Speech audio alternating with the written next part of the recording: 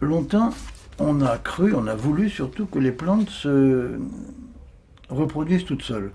Elles avaient le pouvoir de se féconder elles-mêmes, d'engendrer toutes seules leur descendance de fleurs. C'était un peu vrai puisqu'il existe des fleurs hermaphrodites, c'est-à-dire porteuses sur une seule plante, sur une seule fleur, des deux sexes à la fois, mâle et femelle, et donc elle peut se reproduire quand elle est hermaphrodite toute seule. Mais d'une part, il y a les autres fleurs qui ne sont pas hermaphrodites, alors comment s'y prennent-elles pour se féconder les unes les autres? Il faut attendre le XVIIIe siècle pour qu'un savant allemand, Konrad Sprengel, découvre que les choses sont très compliquées. Les fleurs qui ne sont pas hermaphrodites ont besoin d'un assistant, d'un tiers, un passeur, pour être fécondées. Ce tiers, c'est parfois le vent, mais le plus souvent, c'est un animal.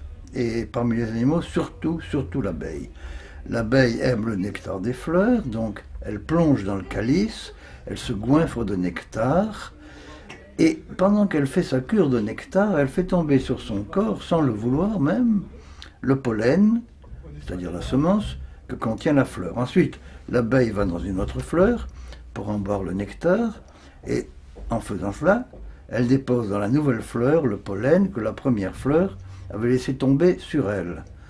Et c'est ainsi que les abeilles font le miel, ce qui n'est pas mal, et surtout que naissent les nouvelles fleurs que refleurissent les prairies et les arbres. Et ce pauvre Konrad Sprengel, il a eu des déboires. L'Église n'aime pas du tout que les fleurs fassent l'amour avec les abeilles. Je ne sais pas pourquoi, on ne sait pas pourquoi. Elle n'aime pas ça, elle préfère que les fleurs continuent à faire l'amour avec elles-mêmes. Donc la découverte de Sprengel resta silencieuse très longtemps.